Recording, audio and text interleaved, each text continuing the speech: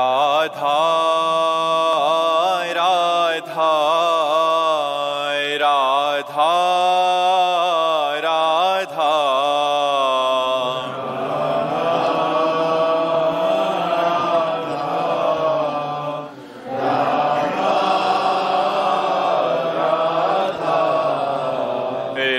राधा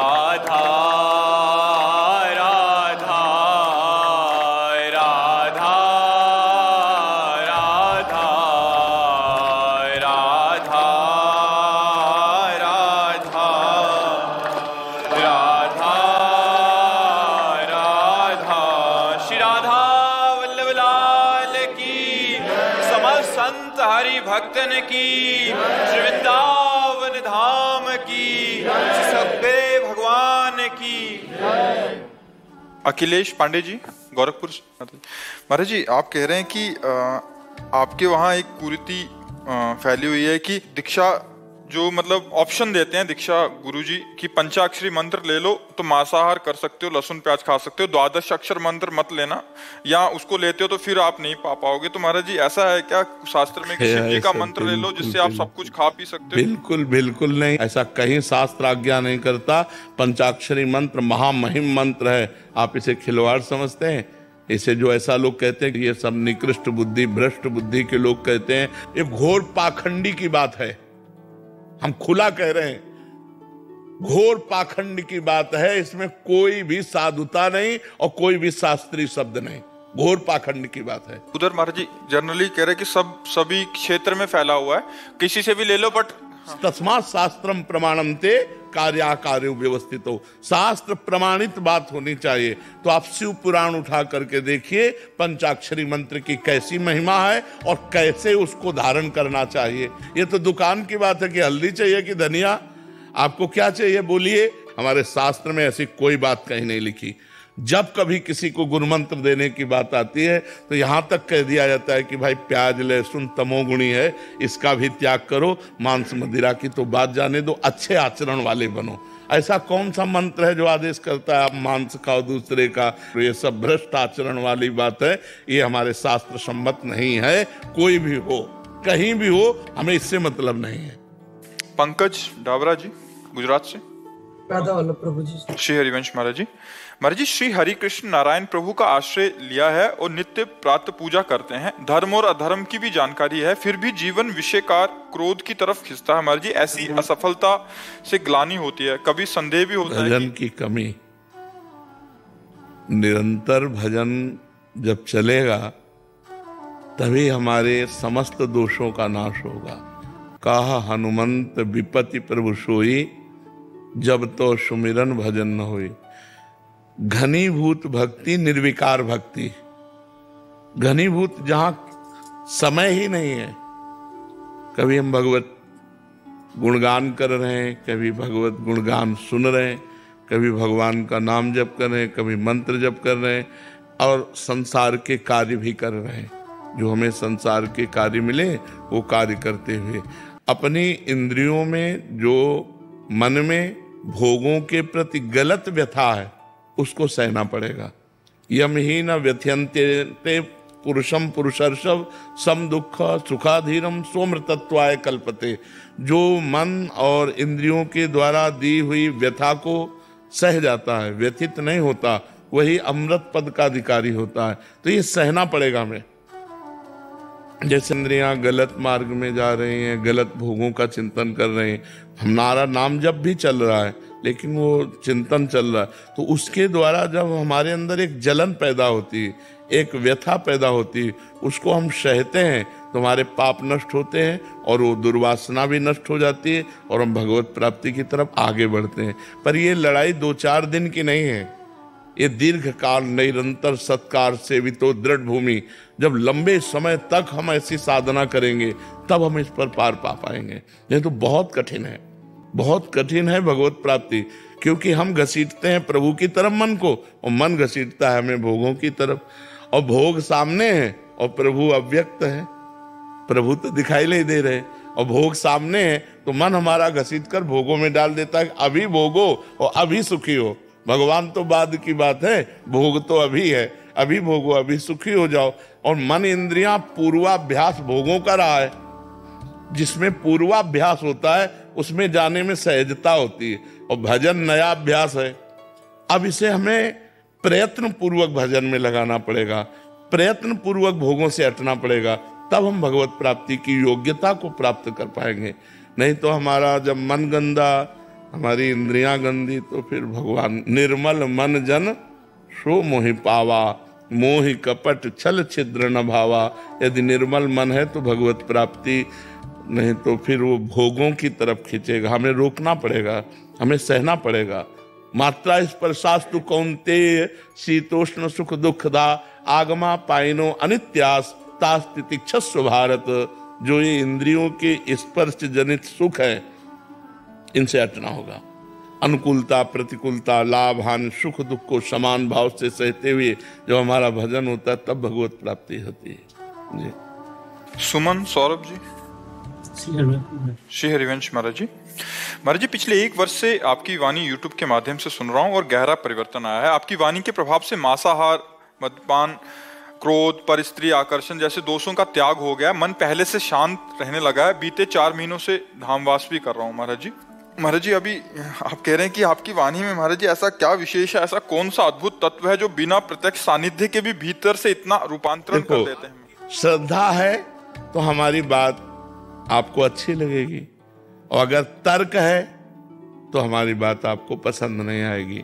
संतों का जो कृपा प्रसाद है वो श्रद्धालु जनों के अंदर अव्यक्त रूप से काम करता है, क्योंकि संतों के कार्यकर्ता भगवान है।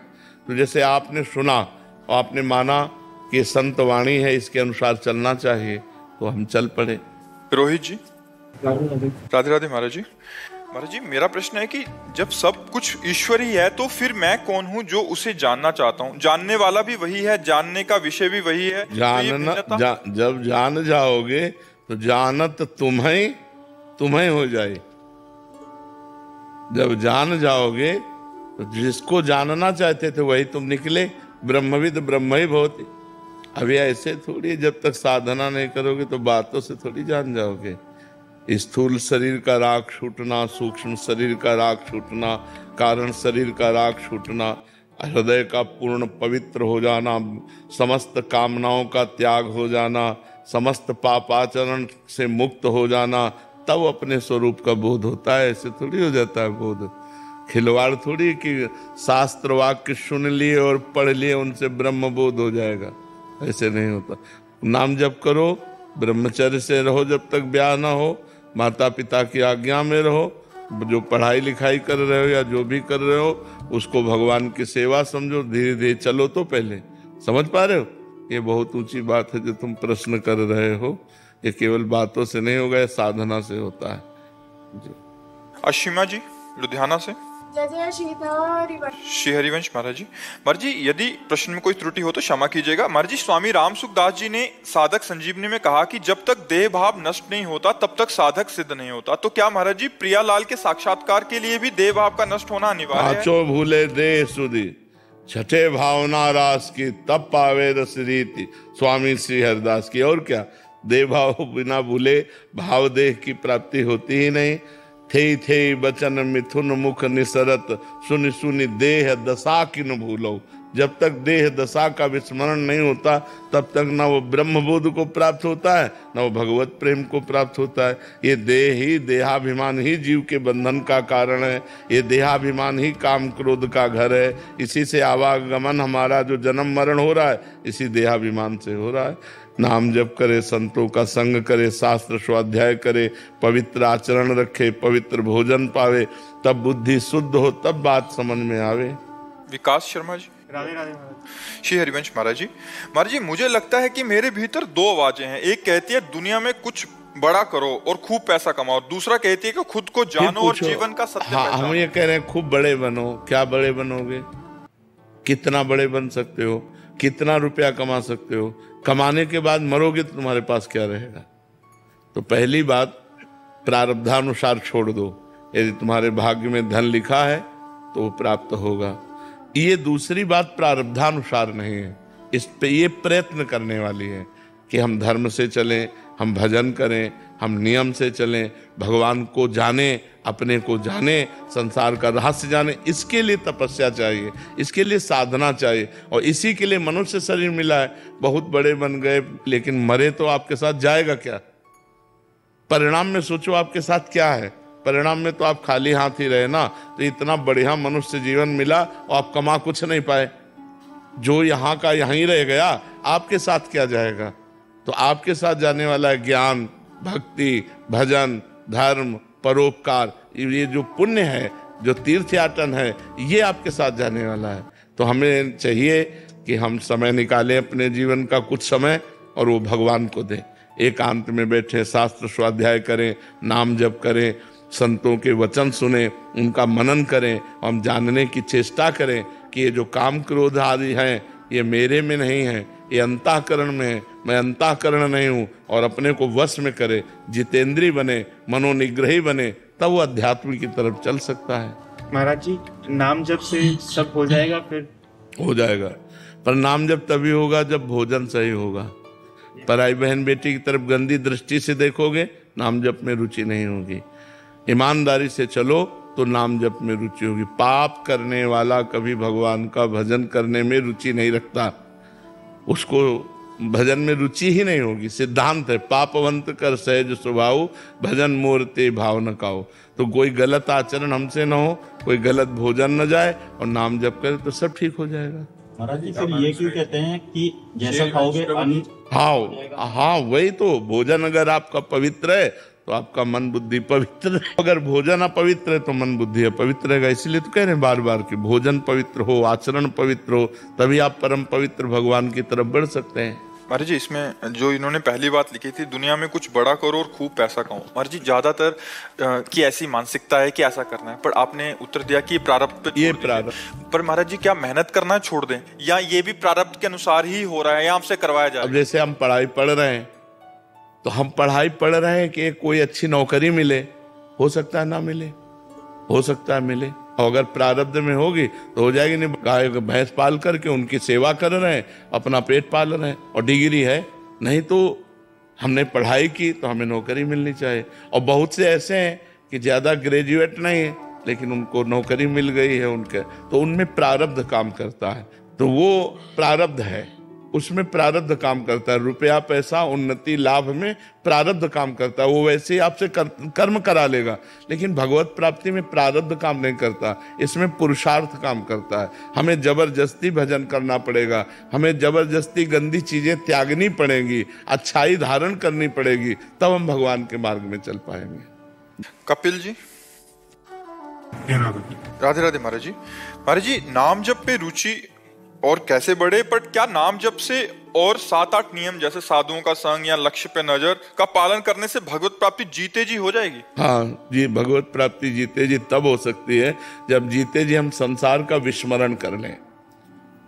बस एक ही लगन में चल रहा है नाम। कम से कम दिन में 1 मिनट अपने में रहे, लेकिन 1 मिनट अपने में नहीं रुकते, हम शरीर में ही रहते हैं, हम भोगों में ही रहते हैं, हम इंद्रियों की विलासिता में रहते हैं, हम संसार में रहते हैं। हम कह रहे 24 घंटे में 1 मिनट अपने में आना सीखो, शरीर संसार का विस्मरण करके, या तो भगवान में आना सीखो। ऐसी एक स्थिति जिसमें 1 मिनट हम भूल गए संसार को, जागृत अवस्था में। सोने में तो सब 6 घंटे भूल जाते हैं, लेकिन जागृत अवस्था में हम भगवान को ऐसे गाढ़ एकाग्रता पूर्वक याद करें कि संसार का विस्मरण हो जाए। धीरे धीरे हम बढ़ाते समय चले जाएं। तो ये नाम जप साधु संग से नाम जप होता है। साधु संग के बिना नाम जप नहीं। भजन न होई संग बिनु, और भजन बिना नहीं प्रेम छिनहु, भजन न छाड़िए धरिए या ध्रुव नेम। बिना साधु संग भजनानंदी संतों के भजन में प्रीति नहीं होती, और बिना भजन के भगवान में प्रीति नहीं होती, और बिना प्रीति हुए भगवान मिलते नहीं हैं। तो यदि हम संत संग करें और अपनी इंद्रियों को पवित्र रखें, जैसे आप गृहस्थ हो तो काम वेदना आई, अपनी पत्नी का स्पर्श किया तो वो पाप नहीं है, लेकिन दूसरी स्त्री का स्पर्श कर लिया वो पाप हो गया, अब वो भजन नहीं होने देगा। अपनी कमाई का भोजन पाना वो आपकी बुद्धि शुद्ध करेगा। बेईमानी, घूसखोरी, चोरी और अधर्म के द्वारा प्राप्त वो बुद्धि भ्रष्ट करेगा। तो गृहस्थी में इन बातों का ध्यान रखे और सतधर्म से चले और नाम जप करे तो बहुत जल्दी उन्नति हो जाए। भगवान कहीं दूसरी जगह नहीं है कि हम सोचे वहां भगवान, वहां भगवान, वहां भगवान। तो यहाँ नहीं है। जब सर्वत्र है तो वहां ही क्यों है? यहीं भी तो है, तो यहीं क्यों है? यहां भी तो है। तो उनके मिलने में कितनी दूरी, जो हमारे हृदय में ही बैठे हैं उनको प्राप्त करना कितना दूरी है। बस आओ, लौट के हृदय में आओ। हम लोग हृदय में नहीं रहते, बाहर रहते हैं। पवित्रता की जरूरत। हाँ, नाम जप, पवित्र आहार, पवित्र आचरण, क्योंकि भगवान परम पवित्र है ना। परम पवित्र चिंतन तभी भगवान का बनेगा जब हम परम पवित्र रहेंगे। श्रुति जी। श्री हरिवंश गुरुदेव। श्री हरिवंश महाराज जी। महाराज जी, अपने सभी पूर्वजों की मुक्ति के लिए क्या उपाय किए जा सकते हैं महाराज जी? वैसे तो शास्त्रीय पद्धति से पितृयज्ञ, श्राद्ध, गया में जाकर के भगवान के चरणों में पिंडदान करना, श्रीमद् भागवत का साप्ताहिक पाठ करके अपने पितरों को दे देना, नाम जप करके पितरों को दे देना, पितरों के लिए उद्धार के लिए संत समाज को भोजन पवा देना, वस्त्र आदि देना, ये सब जो महत् कार्य बताए गए इनके द्वारा हम अपने पितरों का उद्धार कर सकते हैं। नाम जप से भी होता है? हाँ, नाम जप भी अपने पितरों को देना, नाम जप करके अपने पूर्वजों को देना, इससे भी कल्याण होता है। सुनील मौर्य जी, महाराष्ट्र। राधे राधे महाराज जी। गुरुदेव, वारकरी संप्रदाय में संतों ने जो कही गई वाणी है और आपकी कृपा से ये दास नाम को ही सर्वस्व मानकर नाम स्मरण कर रहा है। आपकी कृपा के कारण नाम पर विश्वास बहुत बढ़ गया है। महाराज जी, नाम जप करते समय आंखों में आंसू आते हैं, अपने आप रोना आता है। ये रोना किस कारण के लिए आ रहा है महाराज जी? क्यों आ रहा है ये पता नहीं लग पा रहा महाराज जी। ये रोना जरूरी है पूछना है विषय, किसका प्रश्न है? तो जरूरी है बात करना कि आपको नाम में बहुत विश्वास हो गया है, नाम जपने से आंसू आते हैं। ये जरूरी है पूछना। भगवान के विषय में जो हमारी अनुभूति हो रही है उसे गुप्त रखा जाता है, नहीं सब हेरा जाएगा। बहुत प्रचंड भगवान की माया है। नाम पे दृढ़ विश्वास आ रहा, मतलब बहुत बड़ी बात आ रही, इसे गुप्त रखो, कहने की जरूरत नहीं। नाम जपते हुए भगवान की प्रति आंसू आ रहे, इसे गुप्त रखो।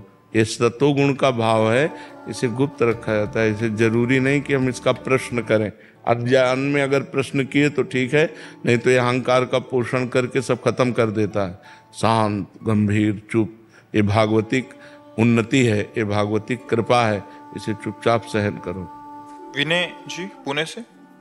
राधे राधे। राधे राधे महाराज जी। महाराज जी, मुझे भगवान में विश्वास है पर भक्ति में मेरा मन नहीं लगता महाराज जी। ऐसे में मुक्ति किसका लगता है? भक्ति में मन तो जो बहुत अभ्यास कर रहे हैं, बहुत साधना कर रहे हैं, उनका लगता नहीं, किसी का नहीं लगता। जहाँ नाम जप करने बैठो, माला उठाओ, मन भागता है, मन संसार में लगता है। भगवान में लगने लगे तो सिद्ध पुरुष हो जाओ, भगवान में लगने लगे तो आवागमन से मुक्त हो जाओ, भगवान में लगने लगे तो दुख, चिंता, शोक, भय, विपत्ति से बच जाओ। यही तो समस्या है कि मन भगवान में लगता नहीं। भगवान पर विश्वास तो है क्योंकि हम भगवान के अंश हैं, पर भगवान में लगने लगे तब बात बनेगी। केवल हमारा ये बहाव कि भगवान है, इससे भगवान तो अब भी हमारे हृदय में, लेकिन हमारी दुर्गति रुक रही है क्या? दुर्गति, अशांति, चिंता, शोक, भय, इससे हम तभी मुक्त होंगे जब हम भगवान का भजन करेंगे, हम नाम जप करेंगे, भगवान की लीला कथा सुनेंगे, भगवान की सेवा करेंगे, तभी हमें लाभ मिलेगा। डॉक्टर दिव्यांशु जी, गाजियाबाद से। महाराज जी, आप कह रहे हैं कि आप पिछले 12 सालों से मतलब बच्चों को पढ़ा रहे हैं, जिसमें आईपीएस, पुलिस अधिकारी और ये सब बनते हैं। महाराज जी कह रहे हैं कि इस दौरान मैंने देखा है कि ये विद्यार्थी केवल किताबों से ही नहीं, भीतर से भी जूझते हैं। महाराज जी, कभी असफलता का बोझ, कभी आत्म संदेह, कभी लक्ष्य को लेकर उलझन। ऐसे में महाराज जी मेरा प्रश्न है कि इसका कारण मूल समझो ना, ब्रह्मचर्य की हीनता, व्यसन, ब्रह्मचर्य की हीनता, व्यभिचार परायणता, कुसंग, वृत्ति का बहिर्मुख हो जाना, ये कारण है। अगर वो संयम से रहें, मान लो जब तक ब्याह ना हो तब तक तो ब्रह्मचर्य का अधिकार है ही, ब्रह्मचर्य रहें, कोई व्यसन ना करें। अगर हमारे ब्रह्मचर्य है तो हमारे अंदर तेज है, हमारे अंदर स्मृति है, हमारे अंदर जूझने की ताकत है, हर विपत्ति से लड़ने की ताकत है। आज जो संशय, जो विपरीत भावना, जिसे निगेटिव विचार कहते हैं, प्रमाद, जो हमें करना चाहिए वो हम नहीं कर पा रहे, उसका कारण ब्रह्मचर्य की हीनता, खान पान अशुद्ध और बेविचार परायणता, व्यसन। अगर इन पर ध्यान दिया जाए तो फिर उन्नति स्वाभाविक है, और विश्वास दृढ़ और पॉजिटिव चिंतन, ये हमारे लिए जो आवश्यक जीवन के लिए वो आ जाए। आज हमारे बच्चे ब्रह्मचर्य को नहीं समझ रहे, व्यसन करने से कितनी बड़ी हानि होती है ये नहीं समझ रहे, व्यर्थ का जो ओवर थिंकिंग है वो बढ़ती चली जा रही है, उसको रोकने का उपाय नहीं जान रहे हैं। इसलिए कभी डिप्रेशन में चले जाते हैं और कभी इतना निगेटिव हो जाते हैं कि कर लेते हैं। मान लो असफलता मिली, करने का विचार ले आते हैं, ये ठीक नहीं है। तो इसलिए पवित्र भोजन, संयम से चलना, और हमारे आचरण पवित्र हो, हमारे विचार पवित्र हो, तो हमारी पॉजिटिव चिंतन बने। अगर एक बार हम फेल हो गए तो हम दूसरे वर्ष प्रयास इतना करें कि हम पास ही हो जाएं। हम कह रहे हैं कि आज तक हमने जो पढ़ा कि अगर हम 10 में हैं तो 10 वाला ही चैप्टर हमको दिया जाता है, और 10 वाले चैप्टर से ही हमसे प्रश्न किया जाता है, तो हम फेल क्यों हो जाते हैं? क्योंकि हमने पढ़ाई में प्रमाद किया।